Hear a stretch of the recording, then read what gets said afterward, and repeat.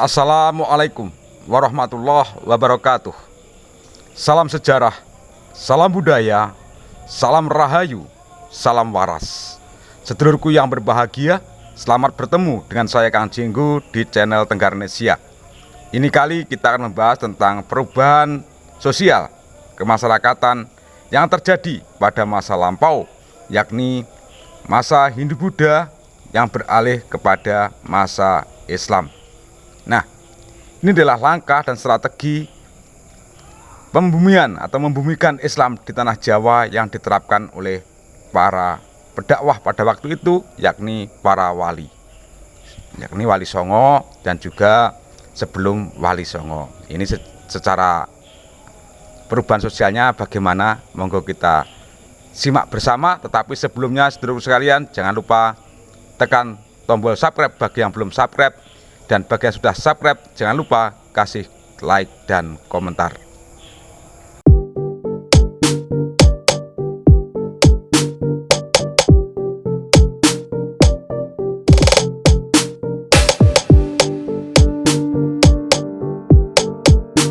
Sedulurku yang berbahagia, sekalipun perubahan masyarakat berdirikan komunitas lama, pengaruh Kapitayan dan Hindu-Buddha menjadi masyarakat Muslim telah terjadi di sepanjang pesisir utara Jawa, terutama di sekitar Demak Bintoro, dalam sejumlah aspek yang berkaitan dengan pola-pola dan struktur masyarakat lama. Tidak cukup signifikan mengalami perubahan yang revolusioner. Maksudnya, meski masyarakat pesisir utara Jawa sudah Muslim dan dipimpin oleh penguasa-penguasa Muslim, namun struktur masyarakat yang bercorak Hindu-Buddha yang terstratifikasi dalam catur warna dan kasta tidak mengalami perubahan revolusioner menjadi masyarakat Muslim yang lazimnya egaliter. Bahkan dalam proses perubahan hukum, tradisi keagamaan, sastra, seni budaya, dan sistem pendidikan yang dianut masyarakat lama tidak mengalami perubahan. Dalam perubahan sistem sosial, jika dalam struktur hierarki masyarakat Majapahit terdapat stratifikasi sosial yang disebut dengan catur warna atau kasta, dalam hierarki masyarakat Muslim juga sama. Misalnya, kedudukan sosial tertinggi masyarakat Majapahit ditempati golongan Brahmana, golongan rohaniawan keagamaan yang ditandai penggunaan gelar-gelar khusus seperti Acarya, Brahmana, Rishi, Wiku, Pandita, Ajar, yang diikuti golongan Kesatria atau golongan Menak, penguasa negara yang ditandai penggunaan gelar khusus seperti Bre, Arya, Rakyan, Rakean, Raden, Gusti, dan berturut-turut diikuti golongan Waisya, Sudra, Candala, Mleca, dan Tuca. Sementara itu, di sepanjang pesisir utara Jawa, terutama di Demak Bintoro, lapisan sosial tertinggi masyarakat Muslim tetap diduduki golongan rohaniawan keagamaan. Dalam terminologi Islam disebut ulama.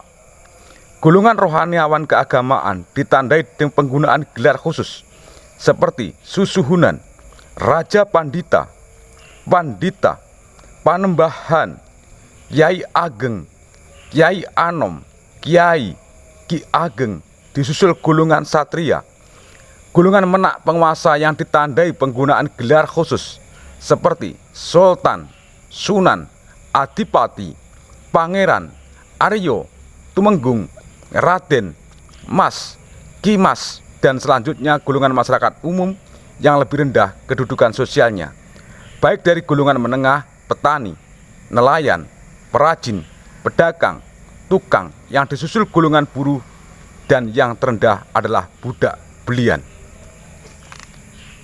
Historiografi Jawa sampai era akhir Demak masih menyebutkan keberadaan golongan-golongan sosial masyarakat rendahan yang sudah terbentuk sejak era Majapahit seperti golongan domba, kewel, dapur, kilalan, potet yang masih belum berubah meski di antara warga rendahan itu sudah ada yang naik status seperti Syekh Domba, Syekh Kewel, dan sebagainya.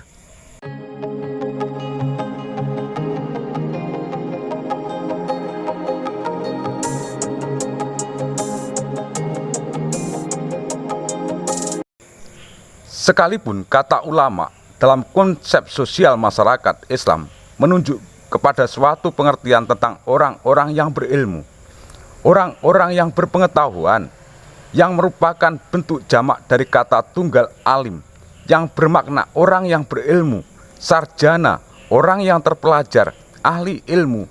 Namun dalam konteks sosial masyarakat di Jawa pada khususnya dan masyarakat Nusantara pada umumnya, kata tersebut cenderung dihubungkan dengan kekuatan gaib yang disebut daya sakti, yang terkait dengan sisa-sisa ajaran kapitayan yang disebut tuah dan tulah, yaitu daya sakti yang hanya dimiliki para datu dan ratu yang di era Hindu-Buddha pun prasyarat diberikan kepada para brahmana, risi, wiku, acarya, pandita, dan ajar.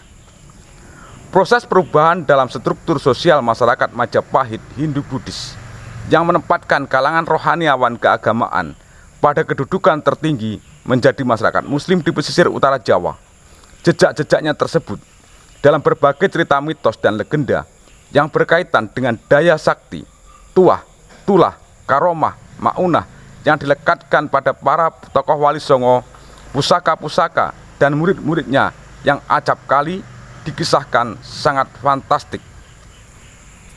Di titik dari konteks adanya daya dan sakti yang merupakan warisan ajaran kapitayan itu, dapat diketahui bagaimana proses terjadinya pemulihan dan pengeramatan terhadap makna-makna yang terkait di makam-makam tokoh Wali Songo yang dilakukan oleh masyarakat Nusantara dari masa lampau sampai ini sekarang. Tegaknya kekuasaan politis Islam seperti Demak, Giri, Jipang, Pajang, Mataram, Cirebon, dan Banten pada akhir abad ke-15 dan sepanjang abad ke-16 selalu dihubungkan dengan perlindungan rohani yang dikaitkan dengan tokoh-tokoh Wali Songo seperti Sunan Ampel, Sunan Giri, Sunan Kalijogo, Sunan Gunung Jati, Sunan Bonang, dan Syekh Siti Jenar beserta pusaka-pusaka bertuah yang diyakini sampai saat sekarang. Demikianlah tradisi keulamaan di Nusantara terbentuk dengan cara yang sangat khas, terpengaruh kapitayan yang menempatkan sosok ulama bukan sekedar sebagai orang-orang yang berpengetahuan agama, orang-orang yang berilmu agama, melainkan juga sebagai sosok rohaniawan memiliki kemampuan adi duniawi yang ditandai daya sakti, karomah, dan maunah yang bisa mendatangkan berkah bagi orang-orang sekitar yang taat dan memuliakannya, serta sebaliknya akan mendatangkan laknat dan kutukan bagi orang-orang yang merendahkannya. Atas alasan daya sakti yang dalam keyakinan kapitayan disebut tuah dan tulah, sosok ulama diakui oleh kalangan Muslim Nusantara sebagai benar-benar ulama adalah sosok ahli ilmu agama atau guru agama yang diyakini memiliki tuah dan tulah yang dalam terminologi Islam lazim disebut karomah atau maunah.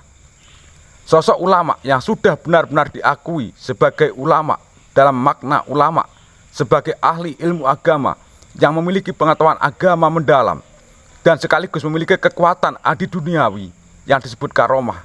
Inilah yang secara tradisional diberi gelar khusus kiai, ajengan, tuan guru, tengku, dan satrotus syekh, figur yang dijadikan panutan dan kiblat keteladanan serta sandaran rohani yang setelah wafat pun makamnya dijadikan tempat memperoleh barokah dalam kegiatan yang disebut taharukan atau ngalap berkah.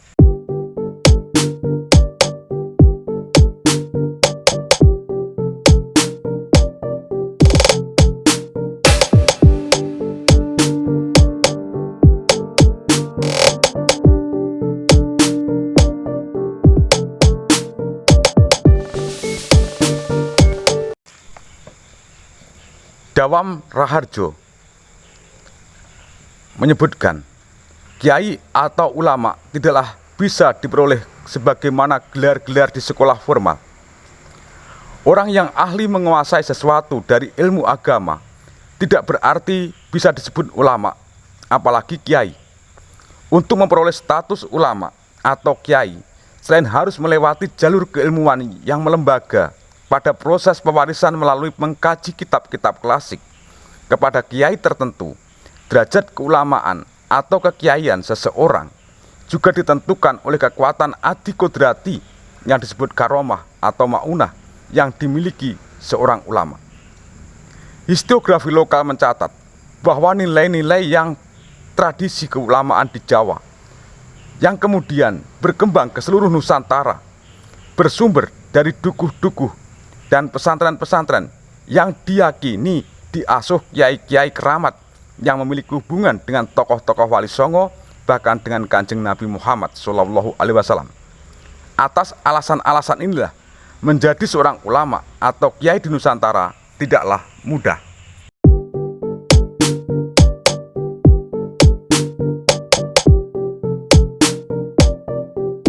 Sedulurku sekalian, kiranya ini yang menjadi bahasan kita terkait tradisi di masa transisi Nusantara, yakni transisi dari perubahan dari Hindu-Buddha di Majapahit menuju Islam di Demak Bintoro sebagai tanda atau sentral perkembangan agama Islam pada masa itu.